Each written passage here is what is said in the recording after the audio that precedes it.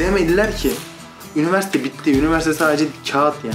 Bırak yakın çevreni, hani cahiller ya da neyse kendilerini geliştirmemişler. O kadar yere yani dershane, cevap farklı insanla tanıştım, tamam mı? Bitti demediler. Tamam, üniversite oku. Zaten herkes okuyor. Yani yoldan geçir 10 kişi, herkes üniversite mezunu. Şunu demediler. Ya farklı bir şey yap.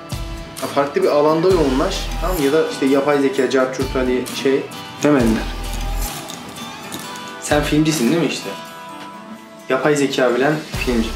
Yapay zeka bilen yazılımcı. Yapay zeka bilen avukat. Yani rütbenin yanı sıra yapay zeka bileceksin yani. Artık bundan 10 yıl sonra bence böyle olur.